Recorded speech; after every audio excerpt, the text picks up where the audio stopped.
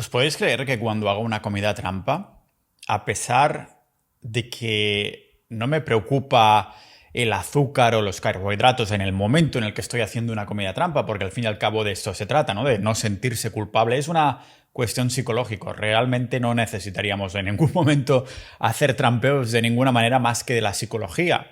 No la psicología de se me hace tan duro vivir un estilo de vida en el que consumo carne que tengo que hacer una comida trampa, sino más bien en el sentido de que hay tradiciones familiares, con amigos, vamos a comer, siendo sociales en algunos momentos puntuales, en el que, no te quieres sentir culpable porque tienes unos hábitos que consideras que ya estás haciendo las cosas bien de una forma recurrente, en el 90 y pico % de veces de tus días.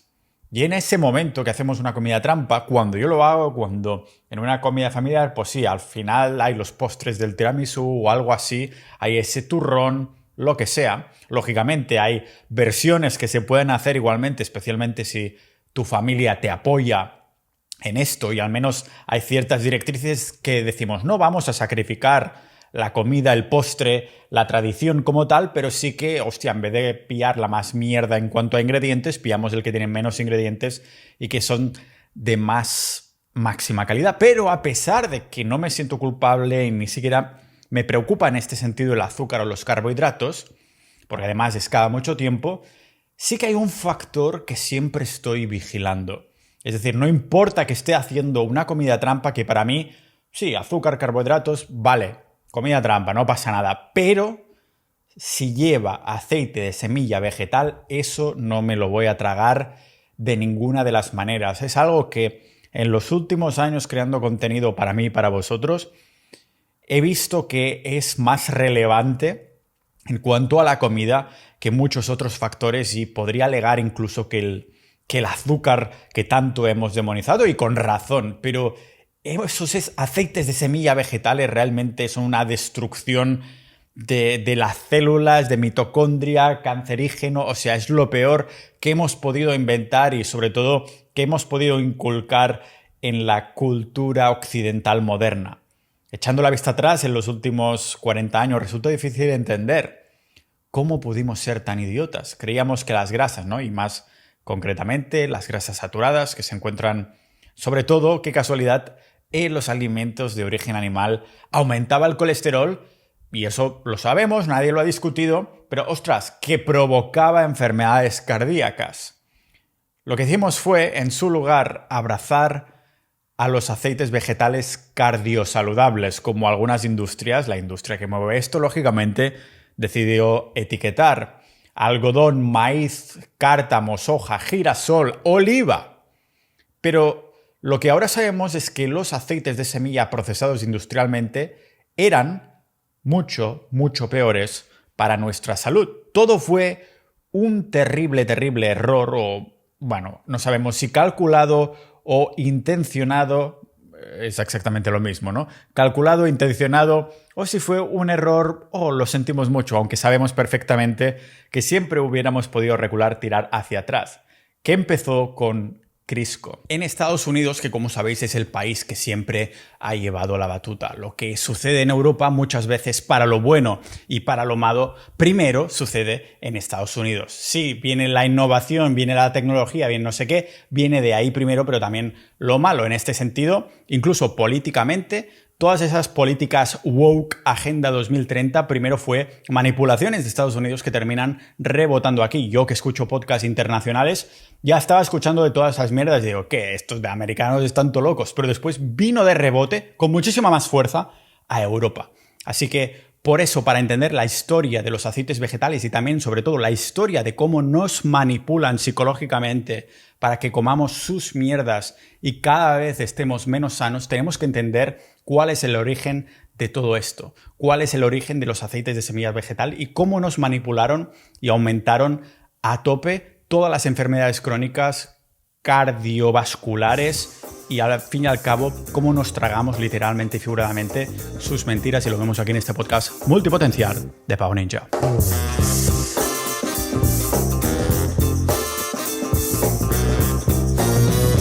Cada compra de los productos exclusivos que tenemos en la tienda Pau Ninja contribuye a que este podcast sea 100% independiente, sin patrocinadores que manchen nuestra libertad de información. Usa el cupón ANCESTRAL como descuento de agradecimiento y solo debes buscar Tienda Pau Ninja en Google o en las notas del episodio para añadir a tu arsenal pues órganos de pasto liofilizados, sal de manantial y agua de mar, también gafas para protegerte de la luz artificial, productos de higiene tan naturales que podrías comértelos y más recursos de biohacking que uso a diario para combatir el entorno tóxico de la sociedad moderna. Así que ármate para la vida en la tienda de Pau Ninja mientras disfrutas de este episodio. Fijaros como inicialmente las plantaciones de algodón, empezamos en este maravilloso historia de terror de los aceites de semillas vegetales con el algodón, porque inicialmente se cultivaba este tejido en Estados Unidos, ¿vale? Ya en 1736. Pero antes que esto había mucha menos plantación, existía, pero en gran medida era una planta ornamental. Y fue al principio que la mayor parte de algodón se hilaba en casa para confeccionar prendas, pero el éxito de la cosecha permitió, lógicamente, como todo excedente, que Estados Unidos pudiera empezar a exportar una parte a Inglaterra y es así como introducimos esto a Europa. Y lógicamente va pasando el tiempo y empieza la abundancia. Pasamos de 1736, de unos modestos 275 kilos de algodón que se estaban haciendo en 1784, se pasó de pronto, estamos hablando de 6 años, porque fue desde 1784 hasta 1790, de 275 kilos se pasó a 90 toneladas. Pero en solo 3 años, y gracias al invento de la maquinaria, en 1793 esta cifra ya era más de 18.000 toneladas de algodón. Fijaros los saltos agigantados que hacemos. Lo que pasa es que el algodón no es solo algodón y ya está, sino que son 2 tipos de cultivos. Cuando se cultiva, en el fondo estamos cultivando 2 cosas. Estamos cultivando la fibra y la semilla. Por cada 45, un poquito más, 46 kilos de fibra, habría unos 74 kilos de semilla de algodón, que en gran parte eran inútiles, porque solo el 5% de esta semilla era necesaria para la siembra. Así que, lógicamente, pensaron, ¿no? Ostras, ¿qué hacemos con todo este subproducto, al fin y al cabo? Algunos podrían utilizarse, bueno, vamos a alimentar el ganado, pero seguía habiendo una montaña de basura de cosas que sobraban. Hostia, hemos fabricado este algodón, hemos cultivado este algodón y todo esto que nos sobran, el ganado no se come tantísimo. Tendríamos que tener muchísimo ganado, pero no podemos crecer tan rápido. Así que, ¿qué se podía hacer con esa basura? La mayoría se dejaba pudrir o simplemente se vertía ilegalmente en los ríos, que como podéis adivinar eran residuos tóxicos y lógicamente en esa época todo eso de la ecología vendría muchísimo más tarde. Lo que la naturaleza no ha decidido poner ahí es porque no va ahí. Mientras tanto, en la década de 1820-1830, el aumento de la demanda de aceite para cocinar, no solo cocinar, sino también iluminar, porque lógicamente se nos está aumentando un montón la población, y la disminución de oferta de aceite de ballena hicieron que los precios subieran más que, yo qué sé, que la vivienda en 2007, al fin y al cabo, ¿no?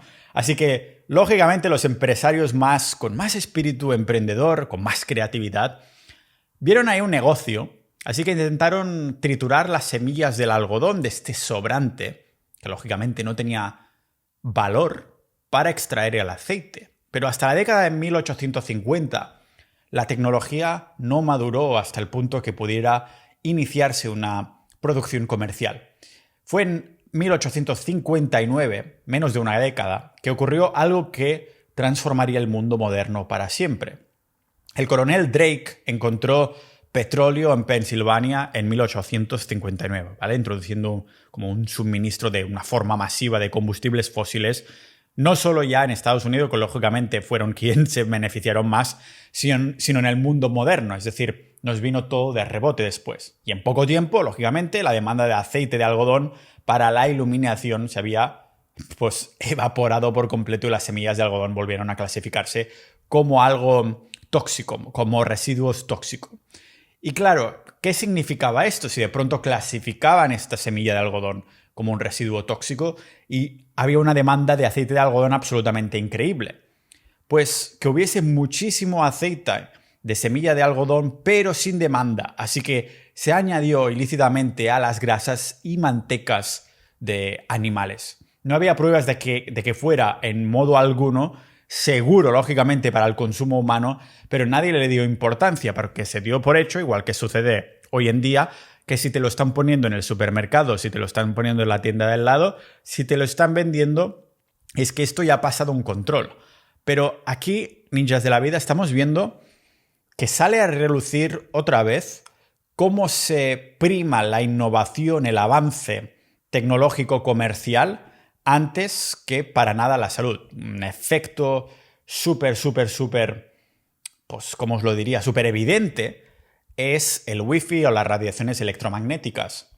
Los estudios de lo malo que es para la salud la exposición constante a estas radiaciones electromagnéticas los sentimos sintiendo hoy en día y cada vez es más exponencial. ¿Por qué? Porque primero vino la tecnología, después se empezó a estudiar, siempre es el mismo proceso, ¿vale? Con los aceites vegetales, con la radiación electromagnética. Y cuando salen los resultados de los estudios, cuando hay pruebas conclusivas de que es malo para la salud, no van a decir, vale, pues volvemos atrás. Venga, estos iPhones vamos a volver al Nokia 3310.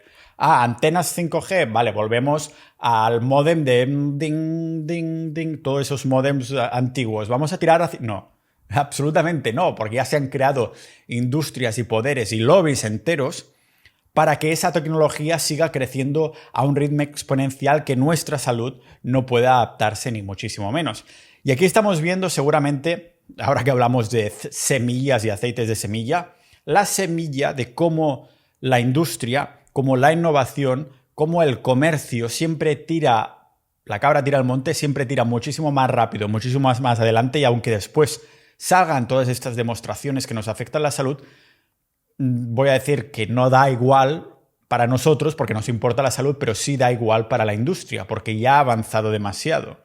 Ya se han creado tejidos que no puedes destejer y son tejidos de símil, de ejemplo.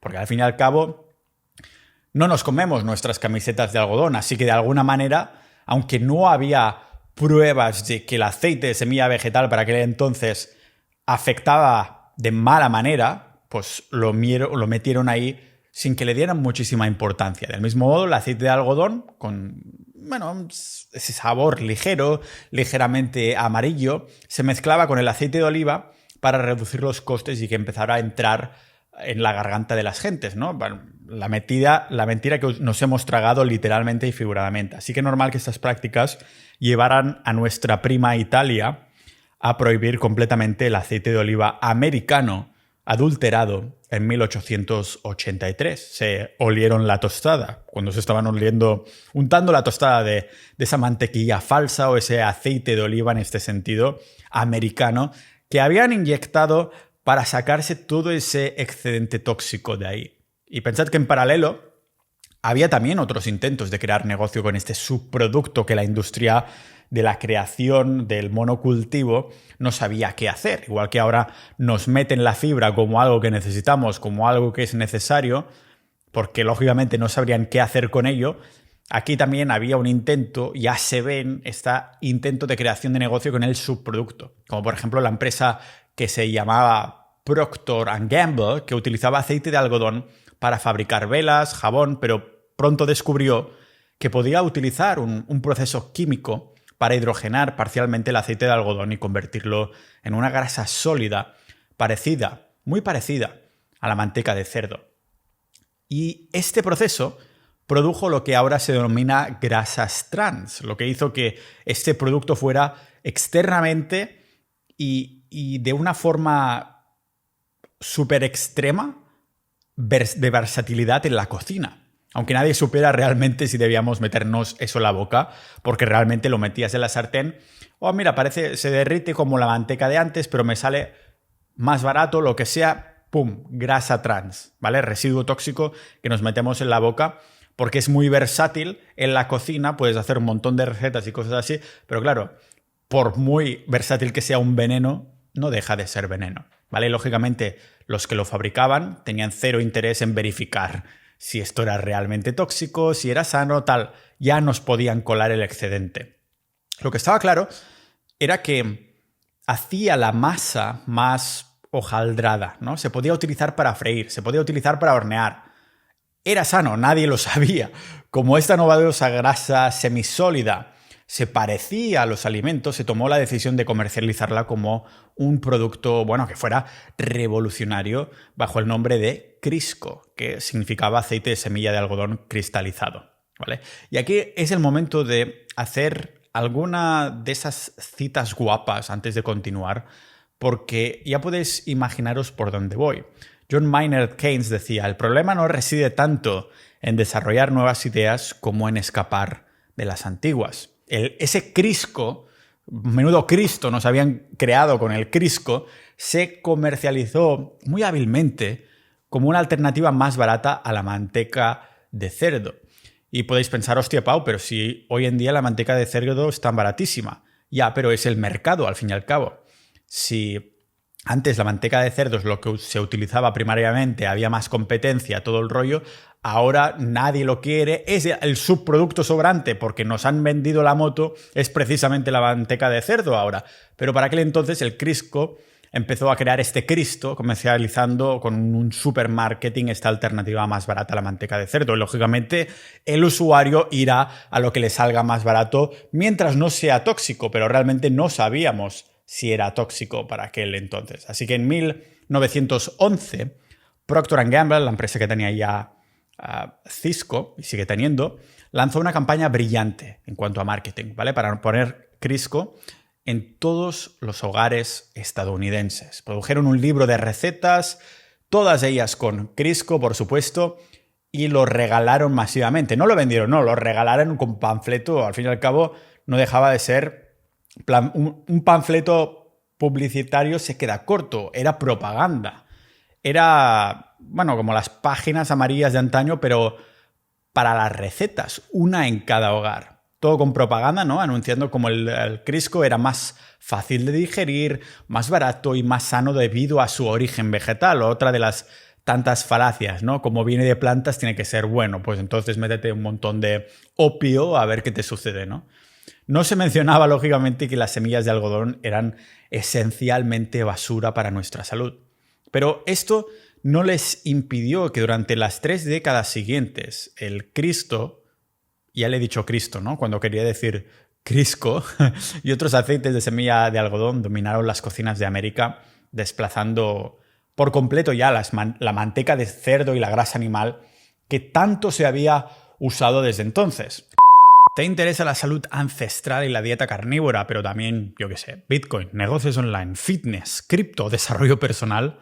Si te han dicho que tienes que especializarte en algo, pero te encanta explorar multitud de temas dispersos y algo raros, no estás loco. Ya somos 1000 multipotenciales como tú reunidos en Sociedad Ninja, la única comunidad privada de generalistas, polímatas, hombres del renacimiento, ninjas de la vida, creada para multipotenciar nuestra salud, dinero, mente y la comprensión del mundo. Uniéndote no solo contribuyes a que este podcast siga independiente y libre, sino que además desbloquearás productos secretos y descuentos especiales como carne de pasto, debates, boletines y episodios privados de salud ancestral, conspiraciones, noticiarios y más temas fascinantes. Bibliotecas también de resúmenes de libros y muchísimos recursos de aprendizajes más. Pero date prisa porque este es el último año que abrimos puertas a nuevos miembros. Así que asegura tu plaza ahora y mira cómo la suscripción se paga sola uniéndote a Sociedad Ninja mientras sigues disfrutando de este episodio. Lógicamente podéis mirar cualquier gráfico estadístico y casualmente, correlación no significa causalidad, pero casualmente lo que sucede es un pico enorme de enfermedades cardiovasculares desde entonces.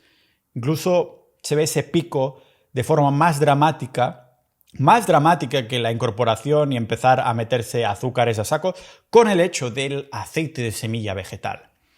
Pero entonces, ninjas de la vida, llegamos a los años 50, donde el propio aceite de algodón se estaba encareciendo y Crisco volvió a recurrir a una alternativa más barata, el aceite de soja, para que no les rebotara ese encarecimiento de precio, ¿vale? La propia soja siguió un camino súper extraño hasta nuestras cocinas a día de hoy, porque tras haber sido domesticada en China, y de esto estamos hablando ya de hace como 7000 años antes de Cristo, no se introdujo a Europa hasta 1737. Imaginaros la cantidad de años, casi 9000 años desde China hasta que llega a Europa, por un botánico alemán súper random que trajo sus semillas ahí, ¿no? Y aunque en Norteamérica llegó 10 años más tarde, hablo de Norteamérica lógicamente porque, como os comentaba en la introducción, es donde empezó todo, igual que las falacias del colesterol, las falacias, todas estas falacias empiezan ahí, nos las terminamos creyendo nosotros. Traducen sus libros, traducen sus cosas y nosotros nos las terminamos creyendo, ¿no?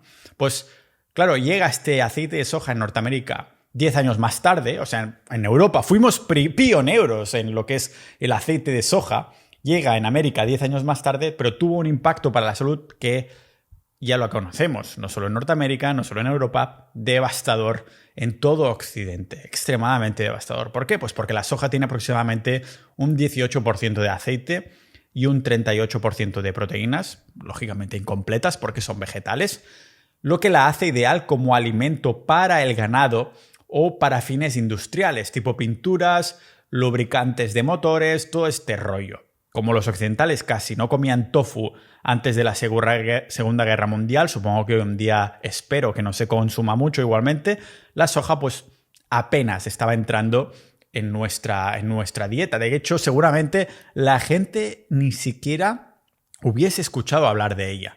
Pero las cosas empezaron a cambiar durante la Gran Depresión de Estados Unidos, pero para Gran Depresión la que me entró a mí cuando me enteró de todo esto, ¿no? Porque la Gran Depresión de Estados Unidos empieza a cambiar todo cuando grandes zonas de América del Norte se vieron azotadas por una sequía enorme, pero enorme en cuanto a devastadora, llamada Dust Bowl, ¿vale? Pues es aquí cuando se aprovecha y la soja se usó para ayudarles a regenerar el suelo gracias a su capacidad de fijar el nitrógeno. Porque resultó que las grandes llanuras americanas eran ideales para cultivar soja, haciendo que, pues, rápidamente se convirtiera en el segundo cultivo más lucrativo, solo por detrás del maíz. Paralelamente, ¿qué sucede? Ya un par de siglos más tarde se formó la Asociación Americana del Corazón, que todos conocemos ya en este podcast cuando hablamos de las mentiras del colesterol y de las grasas saturadas, la industria del azúcar, ese lobby, el lobby de los carbohidratos. Pues la tan corrompida asociación que ha llegado a manchar todo Occidente, incluyendo Europa, lógicamente. Pero cuando se formó, no era el poderoso gigante que es hoy, lógicamente, acababa de crearse, sino solo una colección, llamémoslo así, de especialistas del corazón que se reunían de vez en cuando para discutir asuntos profesionales y de la salud en teoría. Y fue en 1948 que este grupo de cardiólogos cambió la dirección de sus preocupaciones generales de salud y de negocios profesionales cambiaron por completo lo que les importaba y casualmente, gracias a una donación de $1,5 millones de Procter & Gamble, que recordemos que es el fabricante del Crisco hidrogenado cargado de grasas trans, hicieron esta donación de $1,5 millones. Pero acordaros que era 1948. $1,500,000 de entonces sería en poder adquisitivo, contando la inflación, un porrón de millones, ¿de acuerdo? La guerra para sustituir las grasas animales por aceites vegetales había comenzado oficialmente en el momento que se hizo esta donación.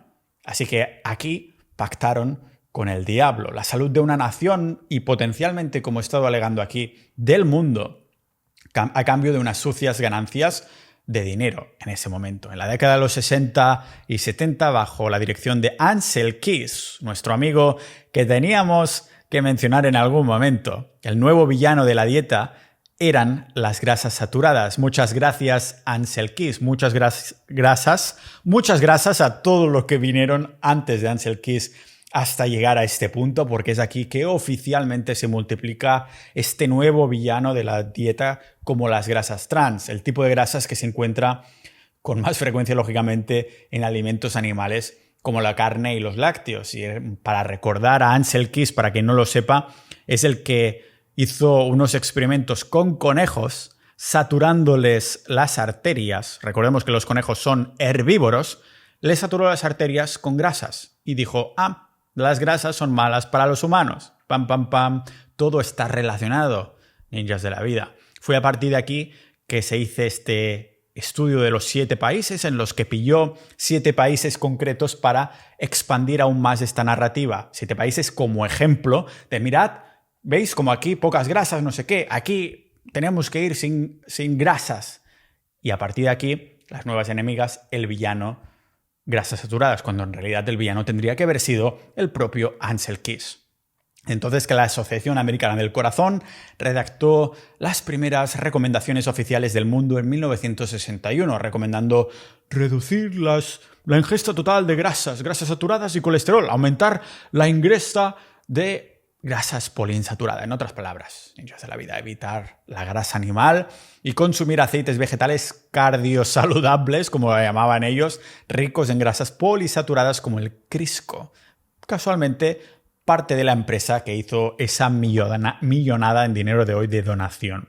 Así que este consejo, lógicamente, se trasladó a todas las influyentes directrices dietéticas del mundo, todos los estados. La Asociación Americana del Corazón puso su ya considerable influencia en el mercado para asegurarse de que Estados Unidos comiera menos grasas y sobre todo menos grasas saturadas. Desde ahí, las instituciones públicas que todos conocemos y que vuestras abuelas y abuelos adoran, declararon que el cambio del sebo de vacuno y otras grasas saturadas por aceites parcialmente hidrogenados cargados de grasas trans era, con sus palabras, una gran ayuda para las arterias del ciudadano. O sea, no comas mantequilla, decían, sustituyéndola por el aceite vegetal parcialmente hidrogenado, léase grasas trans, conocido como margarina, que en el fondo es un tubo de plástico comestible y, según ellos, mucho más sano que la mantequilla que los humanos llevábamos consumiendo al menos, como mínimo, 3.000 años. Y ya en los 90, estas instituciones metieron el miedo en el cuerpo a los espectadores de cine con una brillante campaña de miedo. En aquella época, las palomitas del cine se hacían, fijaros aquí, en aceite de coco, que era en gran parte grasas saturadas. Yo ya sabéis que el aceite de coco es el único que consumiría si viviera en una zona donde hay cocos de verdad, ¿vale?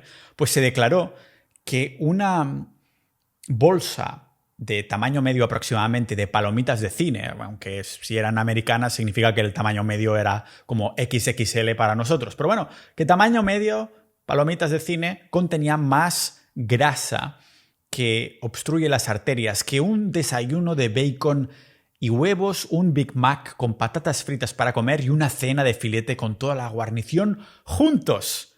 Esa fue la campaña. Pues lógicamente las ventas de palomitas de maíz con esos aceites, con lo que era la grasa animal, de aceite de coco y la grasa animal también, y los cines lógicamente se apresuraron a sustituir ese aceite de coco por aceites vegetales, de semilla vegetales, pero parcialmente hidrogenado, como la margarina, ¿vale? Grasas trans. Y antes que eso, la guerra para librar al público estadounidense del sebo de vacuno, lógicamente, porque recordemos que las grasas animales eran las villanas, el ingrediente secreto de las patatas fritas de McDonald's dio lugar al cambio a, lo habéis adivinado, a aceites vegetales parcialmente hidrogenados. Pero la historia aún no ha terminado, nos queda poquito, ¿vale? La historia no ha terminado porque en la década de los 90, estas grasas trans, ninjas de la vida, que nos dijeron que supuestamente eran tan saludables para nosotros, estaban implicadas como factores de riesgo de enfermedades cardíacas. Nuevos estudios indicaban ahora que las grasas trans casi duplicaban el riesgo de enfermedad cardíaca por 2% de aumento de calorías de grasas trans. O sea, hasta el punto que, según algunas estimaciones, las grasas trans eran responsables de directamente 100.000 muertes.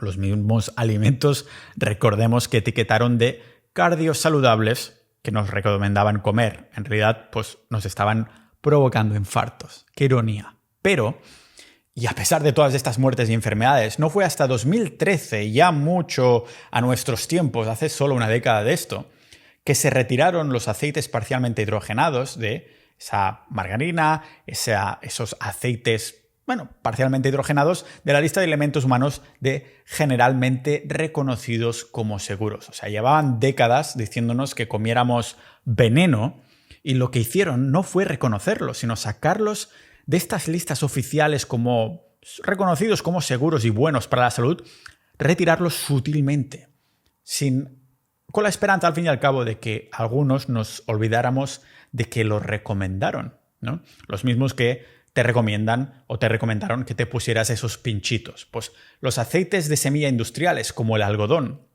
sabemos que tienen un alto contenido de ácido linoleico, la grasa omega 6, la más inflamatoria de todo, especialmente si hay una disparidad en el ratio con omega 3, que entonces pues, nos estamos disparando en el pie de mala manera. En los episodios que he hecho recientemente sobre los aceites, como uno es dedicado exclusivamente al aceite de oliva virgen extra, ¿vale? Y que no es tan bueno como os están diciendo y por esto yo no lo estoy consumiendo desde hace mucho tiempo.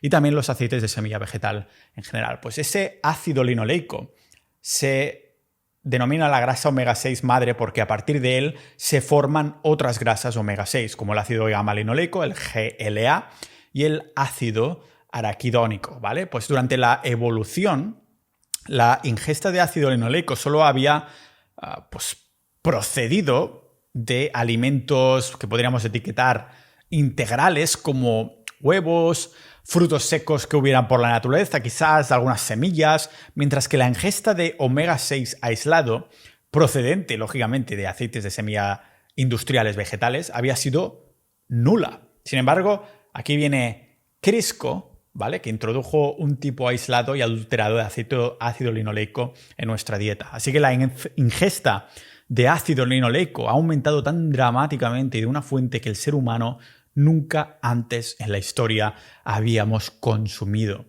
Esto no es ni de ayer. En toda la historia humana de calendario no sería ni ayer. Ayer es cuando descubrimos los carbohidratos. Sino que el consumo de ácido linoleico sería de esta mañana. Estos aceites de semilla omega 6 se encuentran ahora en casi todos los alimentos fabricados presentes en todos los pasillos de los supermercados. Por desgracia, estos aceites son muy susceptibles al calor, la luz, el aire y están expuestos a los tres durante todo su procesamiento y también conservación durante montones de meses, que están ahí guardándose. Porque como es el más barato, es el que la gente compra. Nos van haciendo más pobres y así compras la mierda porque es la más barata. Solo nos queda, millas de la vida, afrontar los hechos. Y seguimos comiendo aceites vegetales porque son baratos, no porque sean saludables. Entonces, ¿cómo sabemos cuáles son las grasas saludables y cuáles no? Por eso ya existe este podcast. Nos vemos en el próximo episodio de este podcast multipotencial de Pau Ninja.